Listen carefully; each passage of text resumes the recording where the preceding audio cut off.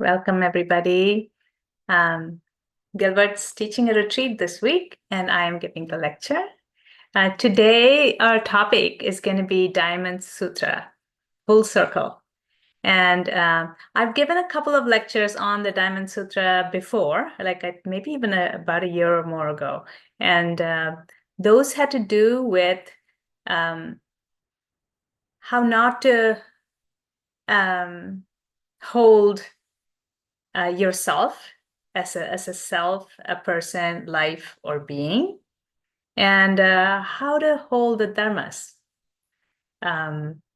So phenomena, how to perceive phenomena. So those were two topics, and I went into it in quite a bit of detail.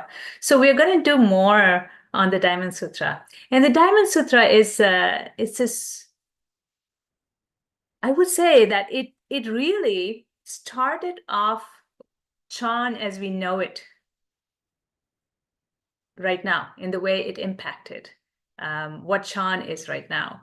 So you know that it was critical for Huineng, the fifth patriarch, because he heard this one phrase of the Diamond Sutra, abiding without abiding anywhere, give rise to mind.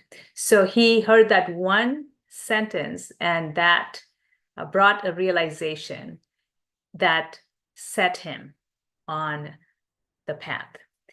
And so very critical. And what happens after Huineng is that the Diamond Sutra becomes really, really important.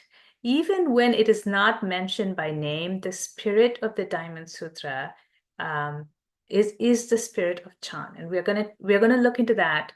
But first, we're gonna read a few verses from the Diamond Sutra, and to see how it really works into what Chan is, and also the methods that we use when we practice Chan. So let's get into that. So I'm going to share my screen so that you can read what I am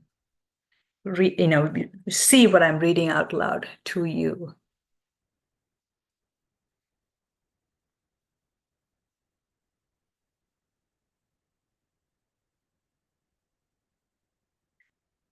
So here's what the Diamond Sutra says about the Buddha. So the Buddha said, Subhuti, what do you think? Can the Tathagata, the Arhat, the fully enlightened one, be seen by means of the 32 attributes of a perfect person? So the Buddha is historically known to have been identifiable by these 32 attributes, certain marks, on the hand, certain way the ears are, certain way the hands are, things like that. There are 32 attributes. And these 32 attributes are supposed to be 32 attributes of a perfect person, a person who could become a Buddha, or what was known as a wheel-turning monarch, like a great monarch who would be, ridden around in a chariot. So big guy. So big guy with big wheels. So this perfect person was said to be knowable, identifiable by these 32 attributes. So Subhuti is a student of the Buddha, and a student who's known for his wisdom. And the Buddha's asking Subhuti, hey, is it? What do you think? Can the Buddha be identified by these 32 characteristics? And then Subhuti says, no, indeed, Bhagavan. The Tathagata, the Arhat, the fully enlightened one, cannot be seen by means of the 32 attributes of a perfect person. And then why not? Because, Bhagavan, what the Tathagata says are the 32 attributes of a perfect person, Bhagavan. The Tathagata says are no attributes at all. Thus, they are called the 32 attributes of a perfect person. So what on earth is going on here? Huh? And you go like, okay, the Buddha's asking, can you identify a Buddha by these 32 characteristics? And Subhuti says no. And why? Because these 32 attributes are actually no attributes. And if he had stopped there, that would be one thing. But then he comes full circle and says, that's why you can use those 32 attributes to identify a perfect person. So, and this is like a common pattern. It's almost a refrain in a song. A refrain is this a pattern that just keeps coming again and again and again. And the whole Diamond Sutra follows this pattern of saying, oh, is this there? And no, it's not there. And then it comes full circle and says, and that's why it's there. So when you hear something like this, what happens? What happens? This is a duh, huh? What is this? What on earth is going on? So, and this is about the Buddha, and he says this about the Dharma as well. And this is Subhuti saying the same sutra. Buddha dharmas are spoken of by the Tathagata as no Buddha dharmas. Thus, they are called Buddha dharmas. So the teachings are actually no teachings, and therefore they are the teachings of the Buddha. Okay, and this continues. I'm gonna illustrate this, and then we'll kind of unpack it a little bit. So, and this is not just the Buddha and the Dharma, but also the Sangha, the Bodhisattvas, and the people that the Bodhisattvas is helping. So the sutra starts by saying that, a Bodhisattva should help all beings become liberated. But with this caveat, that we must lead all these beings to the ultimate nirvana so that they can be liberated. And when this innumerable, immeasurable, infinite number of beings has become liberated, we do not, in truth, think that a single being has been liberated. So I'll come back and I'll talk about each of these things a little bit. And then this is about the people that the Bodhisattva, the beings that the Bodhisattva is helping. And then what about the Bodhisattva themselves, the practitioner? If Subhuti, a Bodhisattva, holds on to the idea that a self, a person, a living being, or a lifespan exists, that person is not an authentic Bodhisattva. The Bodhisattva can't assume that they are a thing of any kind, a self, a person, a living being, or somebody with a lifespan.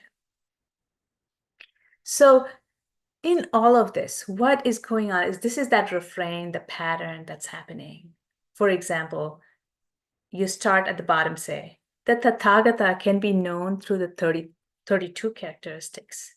And then from there you go to the Tathagata cannot be known through 32 characteristics. And then you come back full circle. The Tathagata can be known. Therefore, the Tathagata can be known through the 32 characteristics. So it's like, yes, there's something. And then from there you go to a no, there's no thing.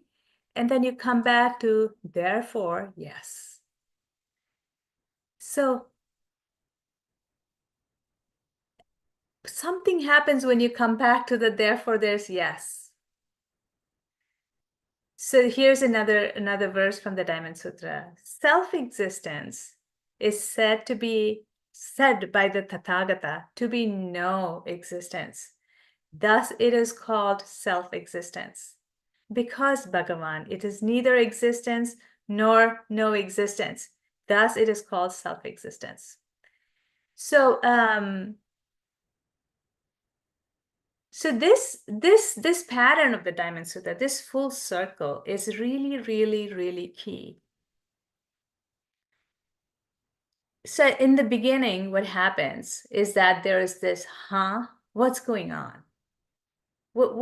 How can both of these things happen? Not only are you saying that the Tathagata can, is identifiable by the 32 characteristics and then negating it, but then you're coming back and saying, because of the negation, therefore, the Tathagata can be known by the 32 characteristics. What's going on here? Does anybody want to share what's going on here? And a lot of what is going on here is about what's going on for you when you hear all of these, the same refrain. What's going on for you? And whatever is going on is fine. Can you share what's going on? What happens to you when you hear something like this? And your answer maybe makes no sense. Makes sense. What's going on? Or anything. What is your experience? Because all that the Diamond Sutra is doing is opening up to experiencing in a way that wasn't there before. In a way that was occluded, means like covered over before. That's what the Diamond Sutra is trying to do. And in order to do that, the first thing to do is to tune into your experience. What happens when you hear something like this? When you hear self-existence is said to be no existence, thus it is called self-existence.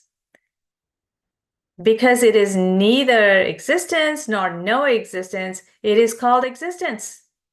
What's going on? Let's hear from somebody. So Suzanne, Wendy says can't raise it. Just unmute yourself, Wendy, and say what you would like to say.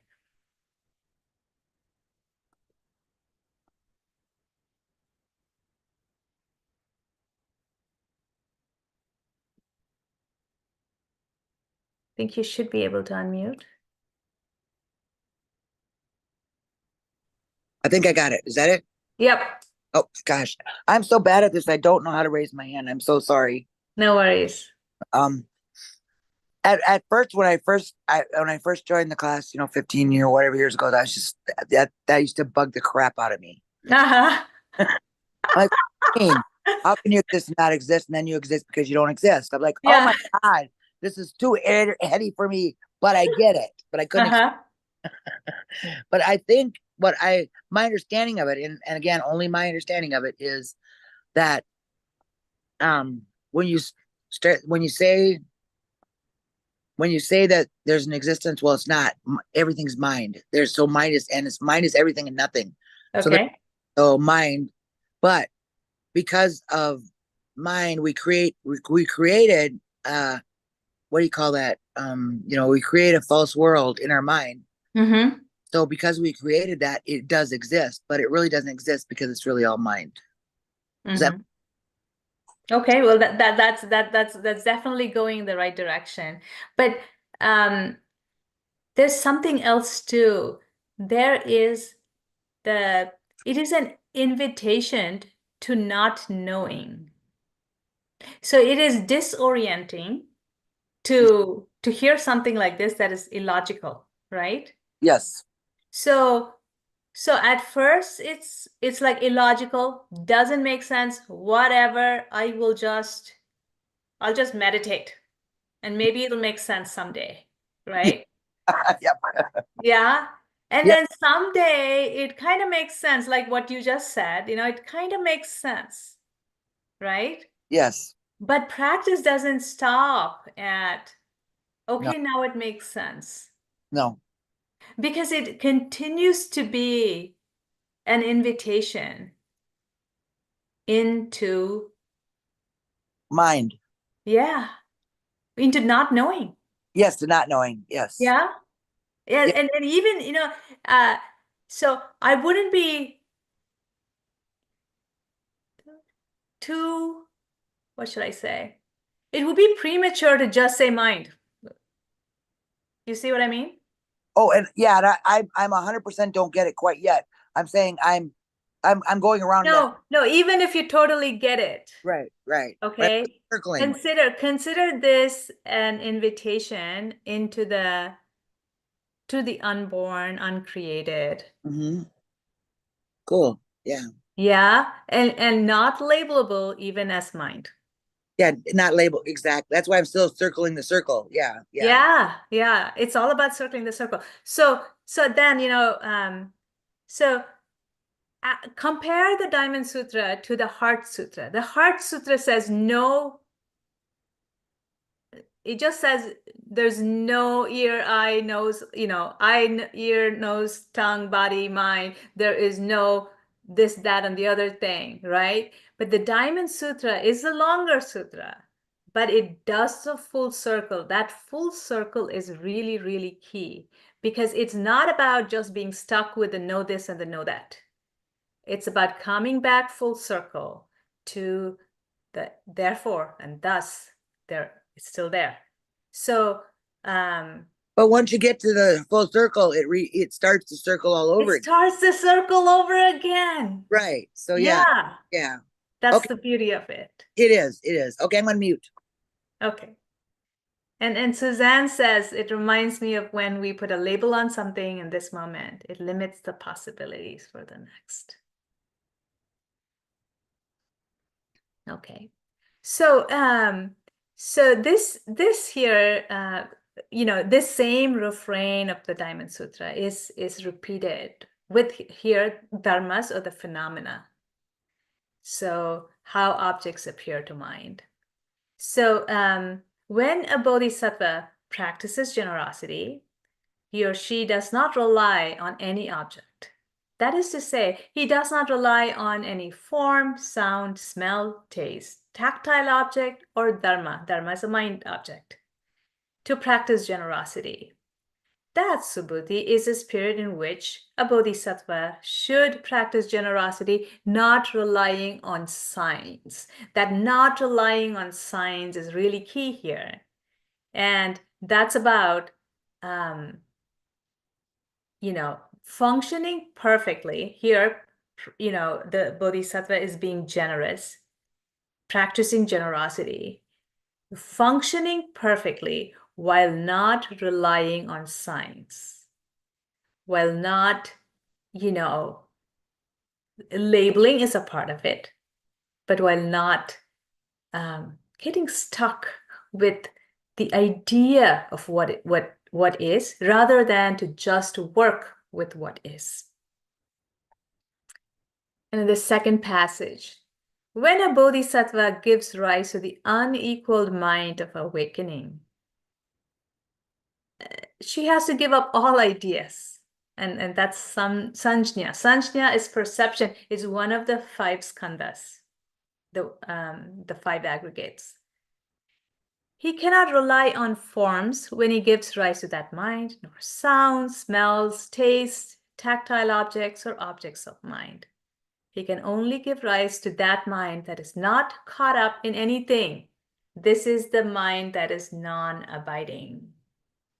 So not abiding anywhere, give rise to mind. That's what Huinan heard that sparked that realization in him. And he was just a woodcutter, not a learned person at all. So how to hold phenomena, the Diamond Sutra ends by saying, as a lamp, a cataract, a star in space, a shooting star, as some other translations say. An illusion, a dewdrop, a bubble, a dream, a cloud, a flash of lightning. View all created things like this. So evanescent, here, now, gone the next moment, constantly changing, wispy. Whatever you're experiencing, experience it like this. So, so that's kind of this is the Diamond Sutra just does this flip-flop. And I was telling, Gilbert was asking me a few days ago, hey, what are you going to be talking about? And I was telling him that I'm going to be talking about this thing here, but the Diamond Sutra, and this really important thing that sometimes people misinterpret the Heart Sutra there, because the Heart Sutra really emphasizes on the no part of this full circle. It just says no sight, no sound, no taste, etc., etc. And the Heart Sutra doesn't do as good a job of doing the full circle. And if you don't do the full circle, then sometimes you can be, you can be caught up in that sticking to emptiness, into the no aspect of things. Um, and I was like, that's really important for it to just come full circle like that, like come full circle like that, right? Come full circle. And he was like, well, I've been talking about the mind rolling, like clean sheets in a dryer, going round and round. That's what I was talking about. I was like, okay, great. So there was some amount of serendipity. There's a continuity, if you will, from what Gilbert's been talking about too. So it's that going round and round. It's just not just a one full circle, but just continuing to work this again and again and again. So and Nagarjuna says that importance that I was talking about, where the Heart Sutra can be misinterpreted to just say, oh, it's just the know this and know that. So the importance of coming the full circle, Nagarjuna argues that if we merely negate absolute essences, meaning that there's no tongue, no 32 characteristics of a Buddha, without at the same time affirming causal relationships, we cannot account for the consequences of our actions. And this effectively amounts to nihilism, Uchedavada. Thus, like the Diamond Sutra, Nagarjuna warned against the danger of a one-sided negation. So this is really, really important. This is the one of the things that I wanted to share with you today, that this coming full circle is really important. That don't stop halfway in the circle where you're just denying that there is a thing. So it's like it's not just without abiding anywhere. It's without abiding anywhere, give rise to mind. Without abiding anywhere, give rise to mind. Without abiding anywhere, give rise to mind. So the full circle that keeps spinning. So that's practice. And the Diamond Sutra is inviting practice like that.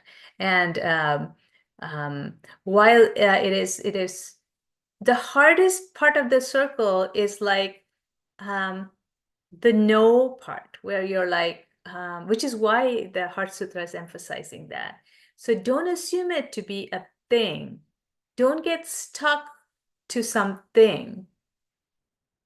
Recognize its fluidity, its interdependence, its emptiness, but you come back, continue to work with that thing. That's the affirming causal relationship, that causes and conditions never fail to produce results. The pratitya samutpada works. So that's the pratitya samutpada aspect of it. That's still important to engage in. So you don't want it to be like there's no attainment, so then why practice? So the Heart Sutra says there's no attainment. It should be like there's no attainment, and therefore there's attainment.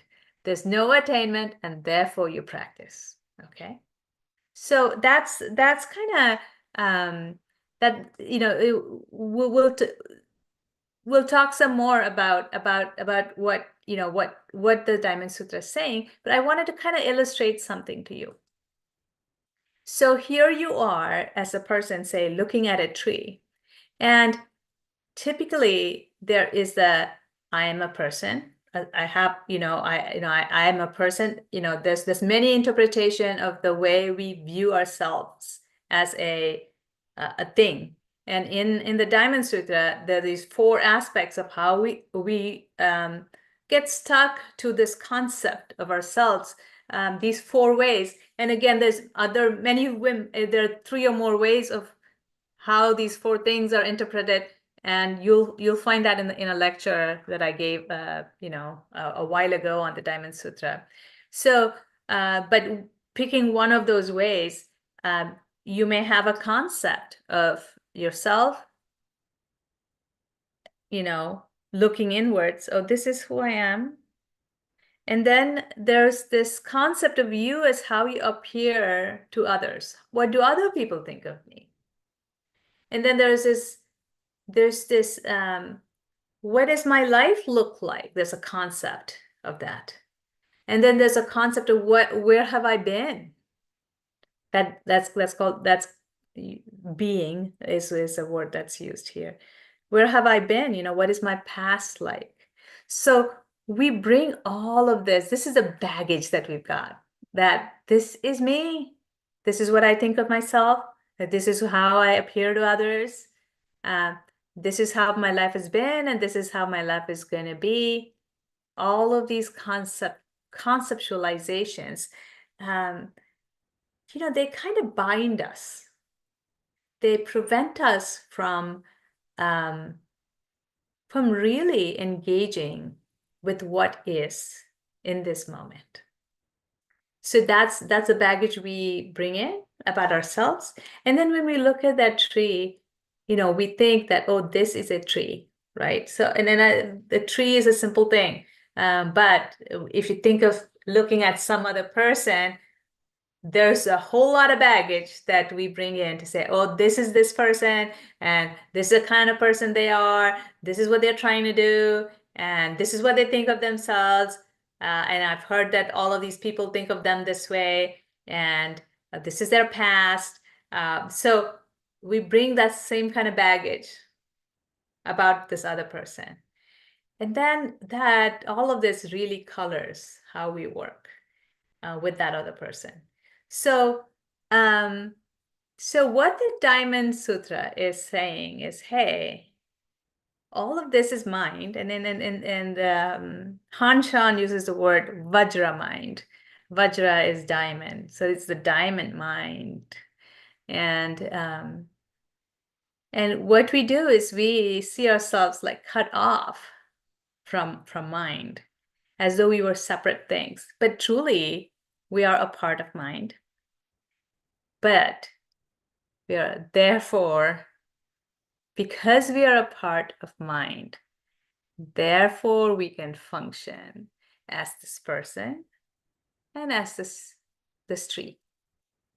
Okay, so this is kind of this is the full circle of Diamond Sutra, that once you kind of let go or ease up on these concepts that bind you, the signs that bind you,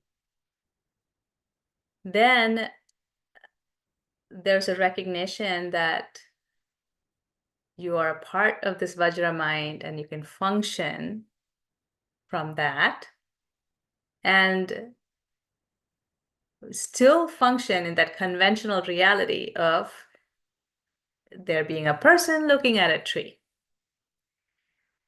So that's the full circle of the Diamond Sutra, and I've kind of made it look a little simpler than it should be, because there's value in the confusion. There's value in the what's going on, and just keeping at it. There's a lot of value in that. So I don't want to take that away from you. But it is helpful to have somewhat of an analogy. And another analogy is like, say, there's this person and that there's this tree. And of course, we're sitting on standing rather on the earth, right? So think of you right now. You're here, you're listening, and there's the earth, right? So we are sitting on the earth, right? I mean, sitting or standing or whatever. You're resting somehow on the earth, right? Yeah.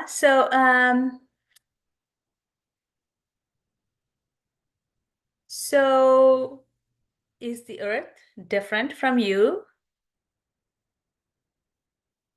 How do you experience the earth? So you're like, here, this is me, and then the rest of it is earth, right? I mean, typically that's how we think. Here's me, and then there's the earth, right? But aren't you a part of the earth? Yeah? Yes? Aren't you a part of the earth? And then we say you were looking at a tree, you're like, hey, there's a tree, and it's standing like or whatever. It's like standing on the earth, like it's on the earth, right? And are you thinking that the tree is a part of the earth? Some with the tree it's much easier.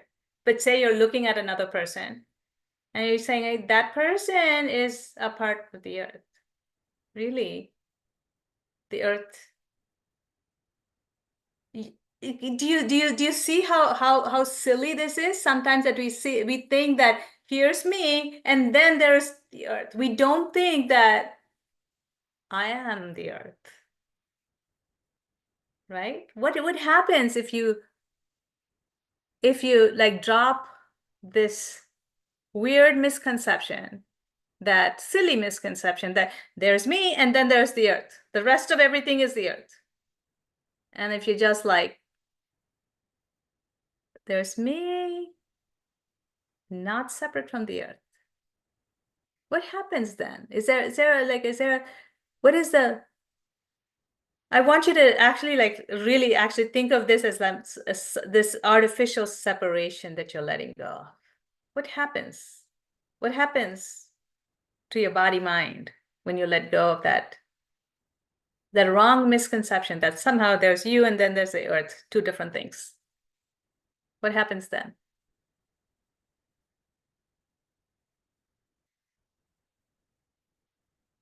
Somebody be brave. Hello, can you hear me? Yes. Okay, this is great. Uh, it's very different. It's Mhm. really when you said, okay, I wrote something down. Um, mm, Artificial of letting go. This is Mhm. the you just and I have this visceral when you say like even just the word we are interdependent, like we are together. I mean, even just this word, I feel it's just like acknowledgement of it. Mhm. And when I shift what you suggest us to contemplate on, Mhm.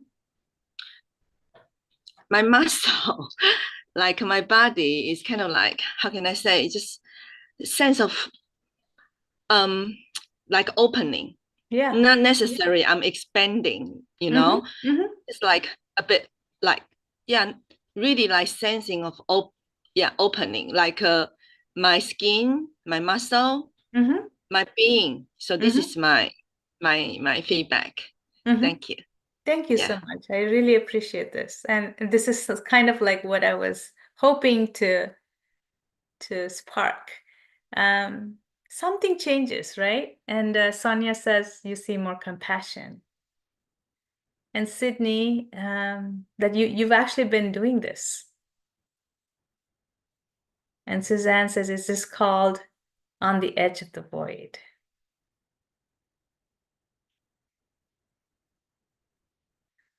So You open up like that, and that's opening up to space. You can open up to time that way too.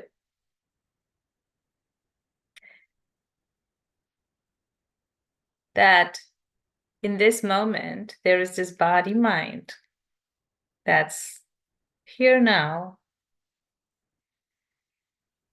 But really, it's a process. It's not a thing, it's a process that has been and that will continue.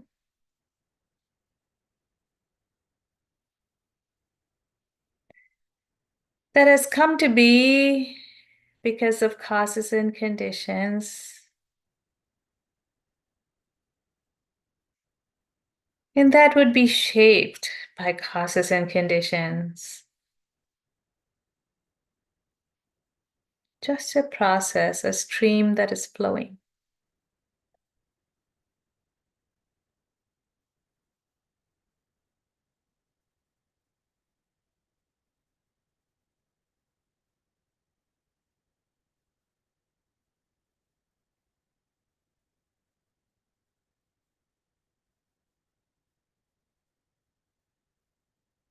Yeah.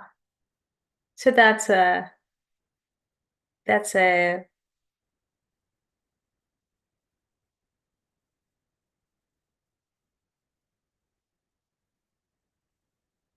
in time, letting go of this idea of a you that's solid in any way.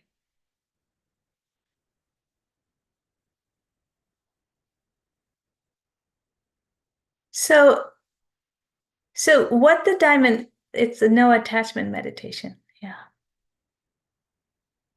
Anybody else with any comments on that little contemplation?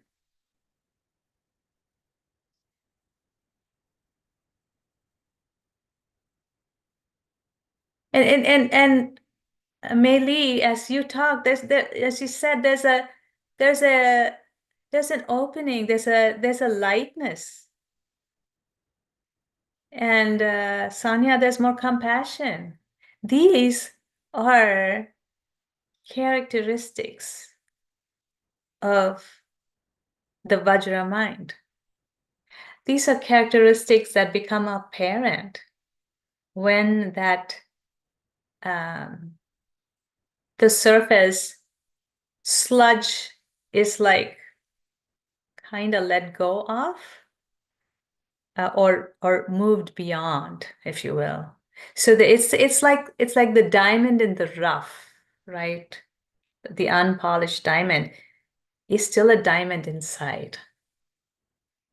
And so unlike the analogy of you have to like polish it, that inner diamond is always available. And the diamond is not, the value of the diamond is not reduced by the roughness of the exterior. So when we even momentarily drop this illusory separateness, then the diamond inside becomes available. And that's the openness, the lightness, the compassion. So this is the Diamond Sutra approach is really critical to Chan. It defines the Chan approach. So and here's a story of Yao Shan. He was at first he was a student of Shoto Shichian. So somebody else could pronounce that so much better than me. If somebody could, that would be wonderful. Could somebody say how to pronounce that master name? Yeah. Sure. 石头西迁. Shichian. Thank you. And Yao Shan? Yao Shan. Yao Shan. Okay, thank you so much. So Yao Shan goes and and talks to his master and says, oh, I've never been able to fully understand the lines. Direct pointing at your mind, seeing your nature, becoming a Buddha. Could you explain this for me? And so Shi Tao says, it's wrong to affirm it, it's wrong to deny it, and it's wrong to both affirm and deny it. That sounds familiar? So now what? She says, now what? And Yao Shan was perplexed. He was like, huh? I don't know.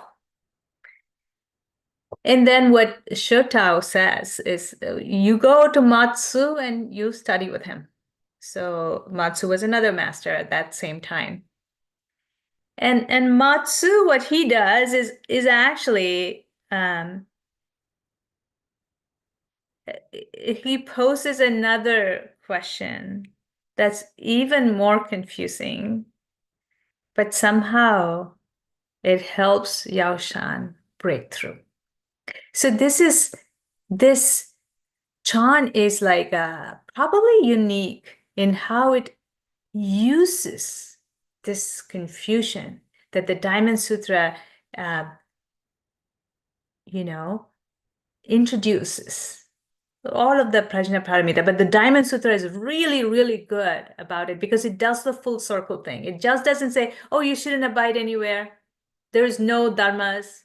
Don't stick to anything. It's not just saying that. So that seems like, oh, maybe I can do that, right? It's like, what is going on? So there's no thing, and therefore there's that thing. What is going on? It pulls you in. It pulls you in, spins you around until you just keep spinning, spinning, spinning, and then there's a breakthrough. So that's what's going on with the Diamond Sutra. And Chan really, really uses that. That kind of this method of saying that, hey, let's engender or bring about the confusion that dawns as clarity. Okay, so that's a very, very Chan way of practicing. So if you think about an analogy of what's going on there, it's kind of like this. You have certain sports where you spin an object round and round and round and round and round, and then when you let go, it just breaks through. So that's what's going on. The Diamond Sutra is doing it with words. So there's this. An example is when you're doing a lasso, to catch cattle, for example. There's this rope with a loop at the end, and the cowboy or the cowgirl would just go boom, boom, boom, boom, boom, boom, boom, and then let go, and it just goes, and that loop just goes and catches the cattle, and then the cattle is caught. So that's what the Diamond Sutra is trying to do to you. It's like going round and round and round and round, breakthrough, and then caught.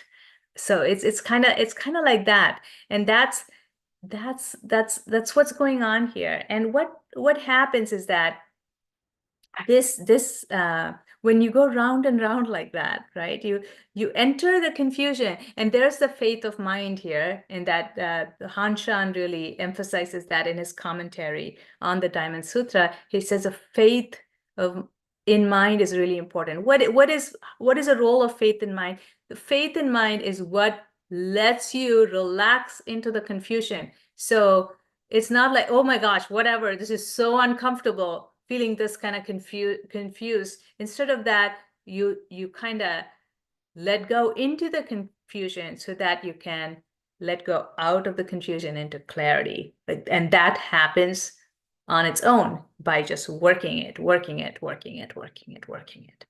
So, and what happens here is that you can think of this in the earth, when you're launching like an object into space, if depending on the velocity, that object can enter orbital velocity, which means it becomes like, without any extra effort, it can just go around the earth.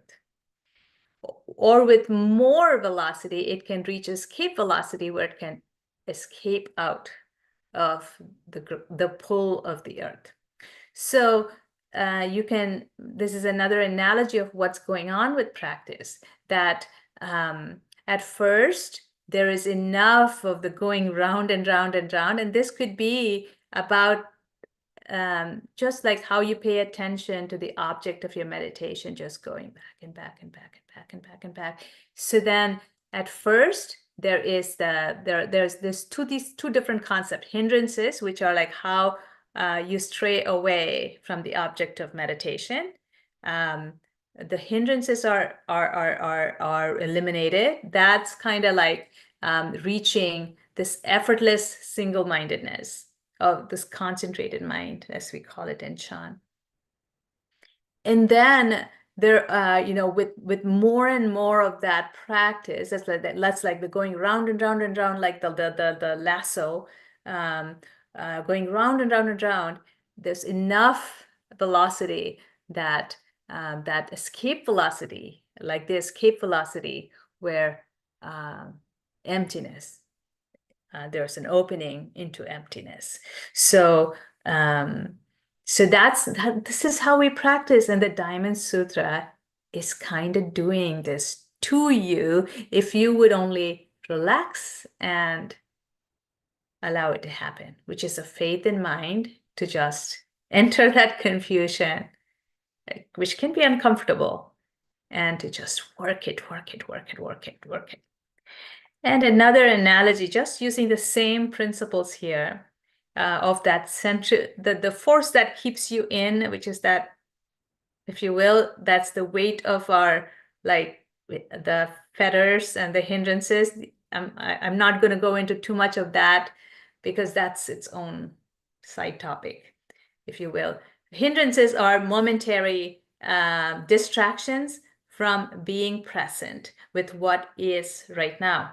Fetters are habitual patterns that keep you tethered into this, if you will, a misguided, mistaken view. I could say wrong view, but rather let's talk about it as mistaken view. For example, here's a mistaken view that you're somehow separate from the earth, right? Well, duh, once you see it, it's like, why on earth did I think that? But then there's the habituation that you're going to go back to thinking that you're separate from the earth, right? So there's a certain element of practice that you let go again and again and again and again, until that habit is reduced and attenuated and just dropped, right? That's the fetters, or the habitual clouding, if you will. Okay, so another analogy is that there's this rocket launching mechanism where that rocket is like spun around and around and around and around and around until it hits a certain velocity, and then there's a letting go, and the rocket is launched into space.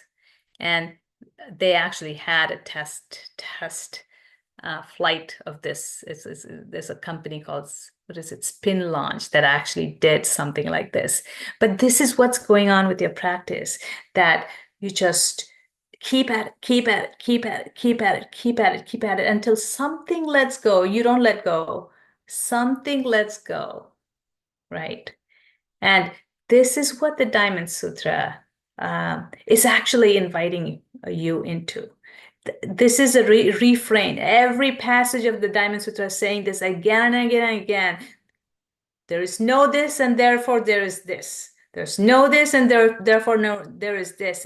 And you work it until there's a letting go, until that confusion itself can dawn as clarity, which is a Tibetan Buddhist term. The may confusion dawn as clarity.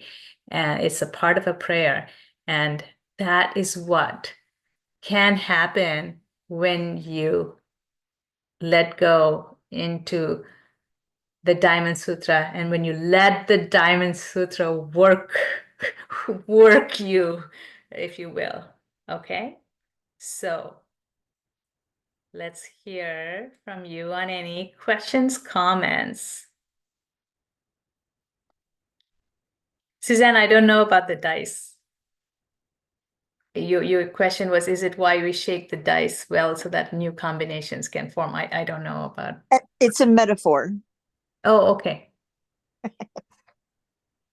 Does anybody want to, anybody wants to ask anything, say anything? The floor is yours.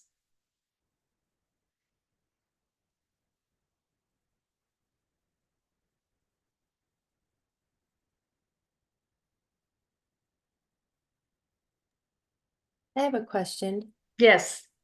Is this kind of like when Gilbert talks about the duck in the bottle and how Mm-hmm. bottle and then the duck is outside the bottle? Is it this Yes. kind of concept of is but isn't? Well, that's it's like I don't want to. Again, that's something to be worked, but that there it's more like who put it in the bottle. Like for example, who made that false conception? Wow. And then once that is seen, that was just like a false concept. That it was mind made. Then it can be mind unmade. So there's that thing where hold all of these as created by the mind. So there's that. I'll read that out to you again. So as a lamp, a cataract, a star in space, an illusion, a dewdrop, a bubble, a dream, a cloud, a flash of lightning, view all created things like this. So that the duck in a bottle is that was a mind-made scenario, and that can be mind unmade as well. So that's slightly different, but Okay. yeah. Senta, I say that prayer that you just mentioned, I say it as a part of my prayers Mm-hmm. from Gampopa. Gampopa, yeah. It's a Yeah. beautiful prayer. And Yeah. this has really helped me to better understand my prayer. Mm, that's wonderful.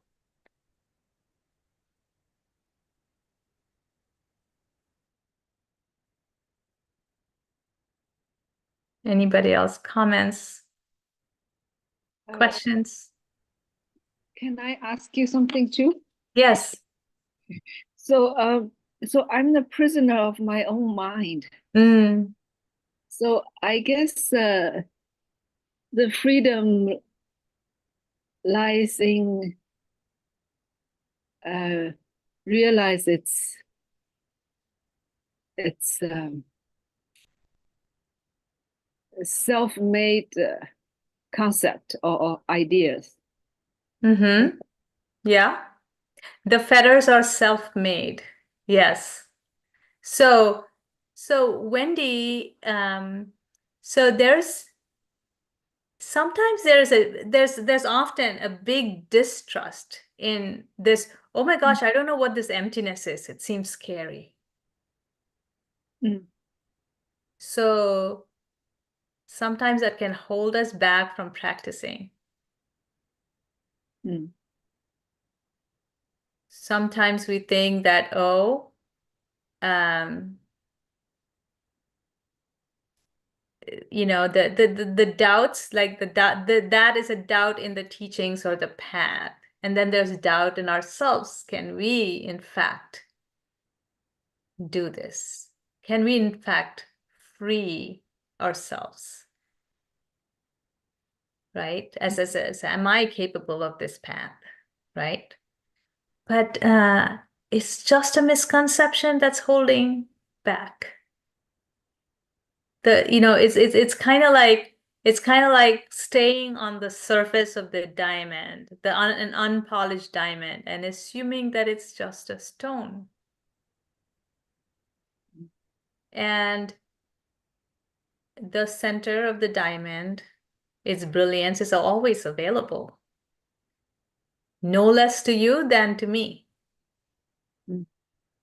And it's a matter of like standing on the earth thinking that I'm separate from the earth. That when that separateness is seen, it's like, duh. Why did I think like that? Yeah. I understand in my head, but in life I'm confused again. Okay, thank you. Yeah, but be confused in the right way. Yeah, be confused in the Diamond Sutra way of being confused.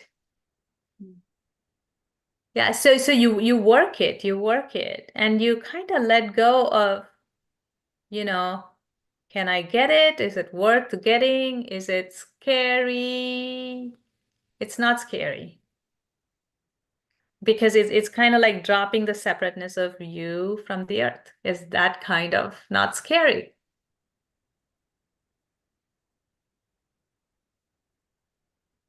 Thank you. Yeah.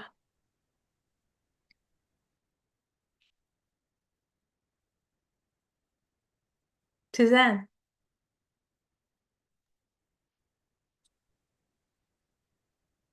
So I find that the concept of attachment has many forms. And sometimes, since I'm in samsara 24 hours a day,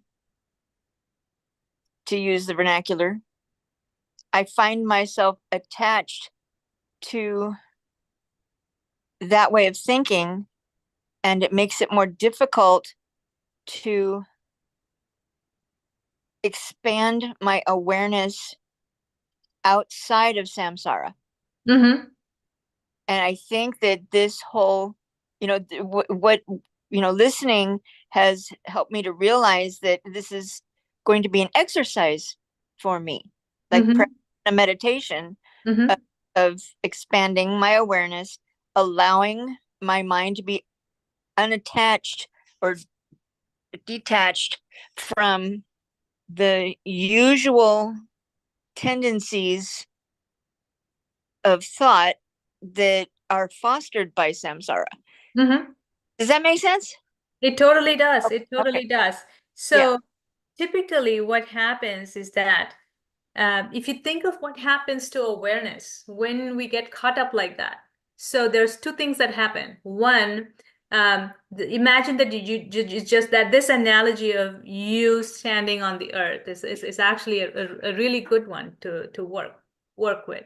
So there's you standing on the earth or sitting on the earth, and you assume that you're separate, right? So what happens is that we get caught up. This is also natural that we get caught up.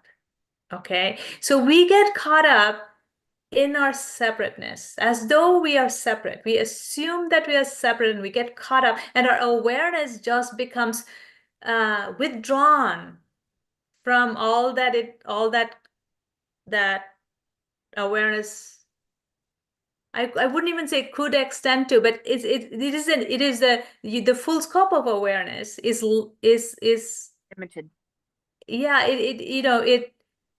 we limit the full scope of awareness. So that's one thing happens, that happens on the subject side. And then on the object side, the object is what it is. It is not separate from everything. I could use the word mind here, but it's not separate from everything. But we kind of fixate on the object. We make the object into something static, something limited, right? And both of these things are happening all the time.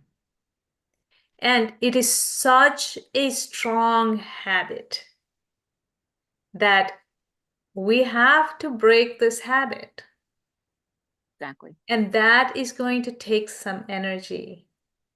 But what can feed practice is that expanding awareness to all that it could be, actually there's energy released in that, because it was almost like energy was caught up in this somehow separating the subject and somehow separating the object. Okay, when you work with it like that, then effortlessness can be reached, and then it becomes like rehabituation of not separating out.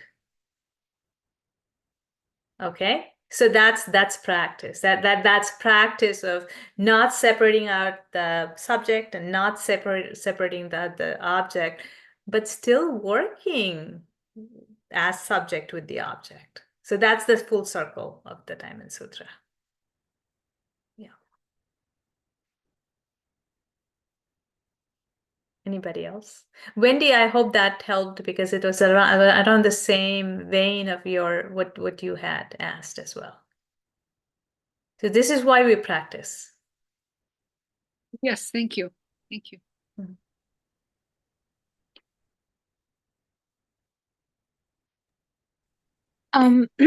Hi.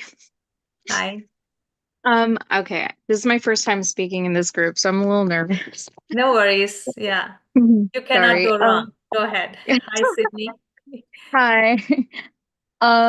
Okay, so there's something that I do struggle with, and it rises and then it falls away. But as a parent, I feel like I do get caught up instead of,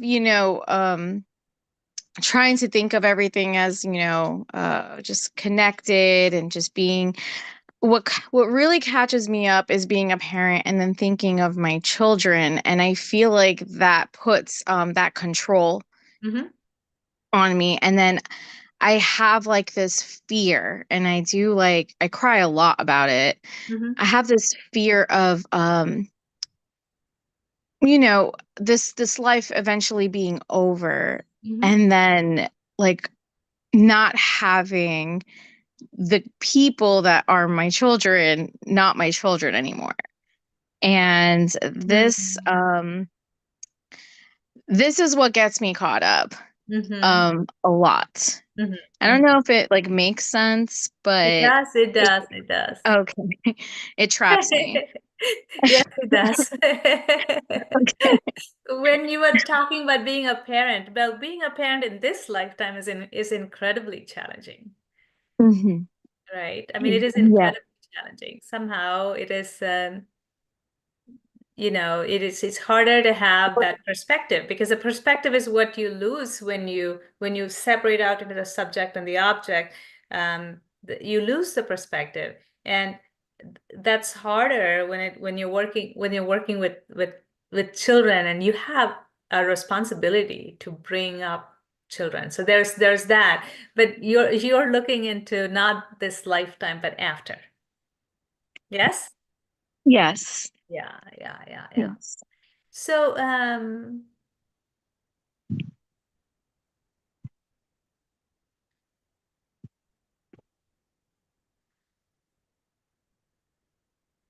well, I could just offer something like soothing to you, but what do you think happens after that makes you worry about this? I think it's the story of now that I'm in love with. Sorry. It's like knowing them and who they are now. And it's like I want that story to stay forever, I think. And I know it's like kind of like maybe toxic a little bit. I know like we all have to move on eventually and just Yeah. flow. But I'm not flowing when it comes to this. And Yeah, then yeah. I persevere. I'm like, I don't know how I'm going to do this. Yeah. So, well, maybe stay with the preciousness of this love. Yeah. Yeah, stay with the precious, recognize the preciousness of this love. And you wish for it to be limitless. Yes. Yeah. Yeah. And just like we found doing some of the exercises, that there is a natural openness, there's a natural compassion. This love is natural. There's nothing more natural than this. And there's nothing more limitless than this love. Yes. Yeah. And then relax into the love. And you'll be able to let go of the fear. Okay. I actually really like that. Mm-hmm. Thank you so much. Thank you You're all for listening. welcome.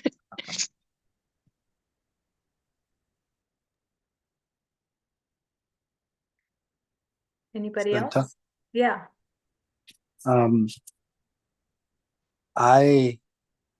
There's that from the Upanishads, from fullness, this is full, that is full. From fullness comes fullness, essentially. Okay, I'm not familiar with that. So just because I'm Indian, don't assume that I know the Upanishads. Yeah. I do know a couple of verses here and there, though. Yeah. Yeah. The reason I said that is not because you were Indian. I said because it says from fullness comes fullness, and there's fullness, and we say in Buddhist terminology that, at least as I understand it in Chan, that emptiness is fullness. Emptiness is full. Mm-hmm. It's empty So fullness. I think of it like that. It's empty fullness. yeah. So when I see this circle and I think of something churning, I think of churning as things churn, they get more and more integrated with each other, the ingredients. So the fullness and the emptiness become full or empty. It doesn't really matter, does it? It doesn't really matter. So say you start with fullness and it is empty, and therefore it is fullness. Yeah. Right? And what happens is that when you come to therefore there's fullness, you're not experiencing the fullness in the same way that you experienced it before. Mm-hmm. So there's something that's changing every time that circle is spun. And when it shoots off into the trajectory that's beyond the orbit, when you have the breakthrough, I guess, is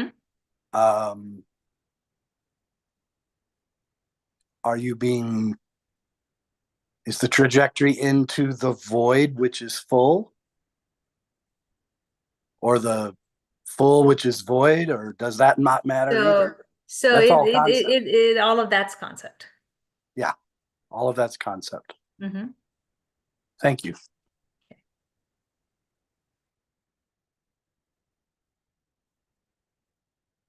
Anybody else?